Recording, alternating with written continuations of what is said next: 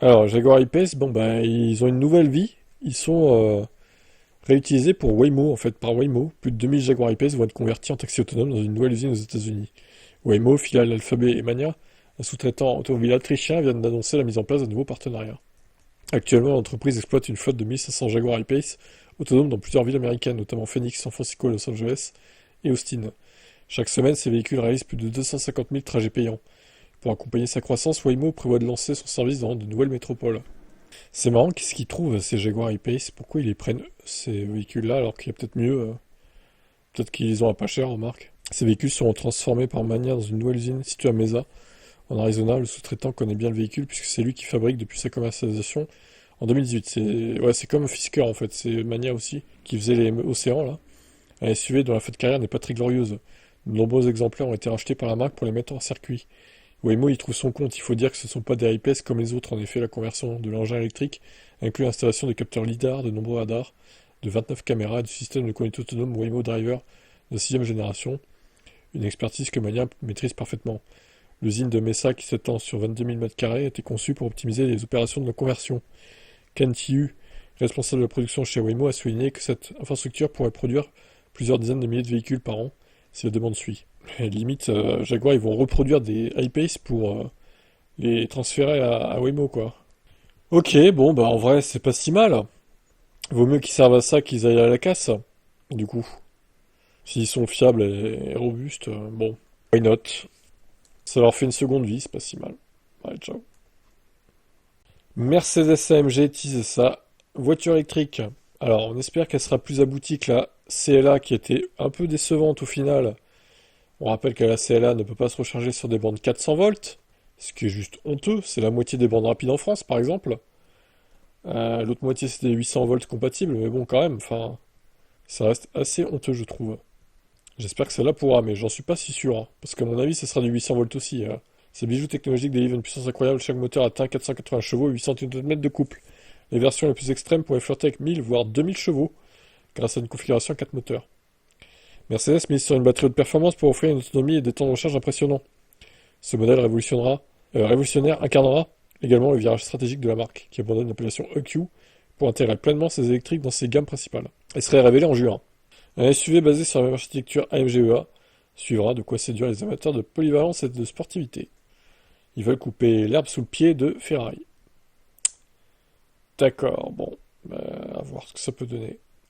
Mais vu que ça sera a priori la même plateforme que la CLA, je m'attends pas à des miracles. Et à mon avis, elle sera pas compatible borne 400 volts, celle-là non plus.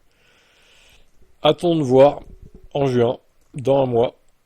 Alors une voiture chinoise qui fait le buzz. Et Elon Musk intervient. Qu'est-ce qu'il a à se mêler de quoi encore lui là? J'hésite à mettre cette news sur Electib ou Teslatib. Parce que du coup ça parle de voitures chinoises mais ça parle de Musk aussi. Alors d'après les résultats obtenus par le blogueur, le coefficient de traînée mesuré était de 0,281, bien supérieur au chiffre annoncé de 0,208, annoncé par la marque chinoise. Cette différence d'environ 30% a immédiatement suscité des interrogations, d'autant plus que les tests ont été réalisés au Centre chinois de technologie et de recherche automobile de Tianjin. Face à cette polémique, Avatar a réagi sur Weibo. Le constructeur a dénoncé une chasse aux sorcières et a promis une récompense de 5 millions de yuan, 610 000 euros à quiconque pourrait prouver cette théorie. Avatar a carrément invité Musk, le PDG de Tesla, à assister à un nouvel essai en soufflerie. Il se trouve que le milliardaire avait retweeté la publication du blogueur chinois. Oh, putain. Cette affaire soulève une question plus large sur la transparence des chiffres annoncés par les constructeurs automobiles, en particulier sur les aspects techniques comme le CX. Si les accusations contre Avatar, je sais pas comment on dit, Avatar, s'avèrent fondées, ça pourrait porter un coup dur à la marque. Donc en gros, ils ont menti sur le CX, voilà, tout simplement. Xpeng également se targue, par exemple, d'avoir fabriqué la berline électrique la plus aérodynamique du monde, avec la Mona M03. La firme communique sur un coefficient de traînée de 0,194. Mieux que les Yongbong U6, Lucid Air, Mercedes EQS, NIO ET7 ou Model S-Plaid. Pour le moment, personne n'a contredit ça. C'est pas le cas de NIO. Fin 2024, l'entreprise a présenté le T9, une grande berline électrique qui a fait couler beaucoup d'encre avec son système de châssis intelligent Skyride. Un test de stabilité a été réalisé avec une tour de Zhenga. La NIO ET9 a ridiculisé la Maybach classe S, mais certains ont aussi crié à la tricherie. Les détracteurs affirmaient à l'époque que NIO avait truqué le test pour avantager son engin électrique. Comme Avatar, NIO avait proposé aux personnes qui ont des doutes de vérifier par eux-mêmes. On sent bien que ces tests faits maison sont de plus en plus perçus comme des arguments de vente, pas forcément le reflet de la réalité. Bon, je sais pas s'ils ont triché ou pas, après, on s'en fout, ça vient pas chez nous au pire, ces modèles-là, mais s'ils ont menti, c'est moyen, j'avoue. C'est une honte marketing, donc. On va pas les vérifier nous-mêmes, hein. On n'a pas ce qu'il faut pour mesurer, mais bon. Pas bien de mentir, pas bien. Bon, je mets ça sur Electip du coup. Et ça en parlera sur Tesla Tip dans les news du soir. Allez, on va se faire un petit 0 à 100 là. Bon, je suis en toute sécurité, il n'y a personne derrière. 3, 2, 1.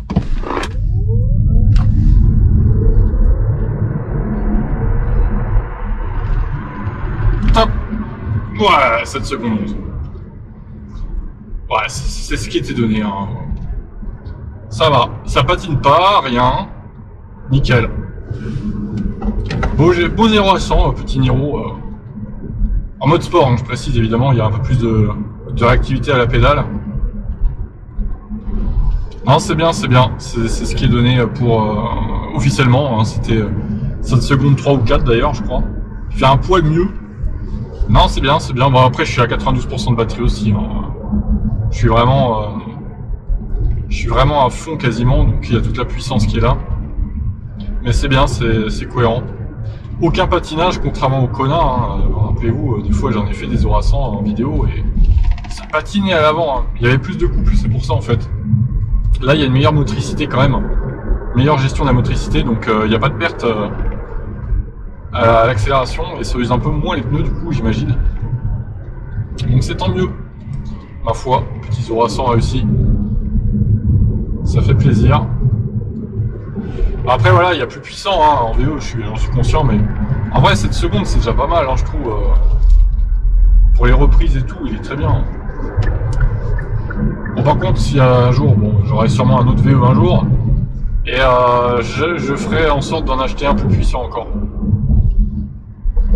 Faut aller un petit step au-dessus, genre, je sais pas combien, hein, je peux pas vous dire, mais peut-être 4-5 secondes. 5 secondes déjà, ça serait pas mal, hein. Ça serait exceptionnel. Franchement, 0 à 100 5 secondes, oh, ça te colle au siège hein, déjà. Ce serait encore mieux quoi. Mais bon, on verra d'ici là. Il y aura plein de modèles qui sortiront, donc je ne fais pas d'inquiétude sur ça.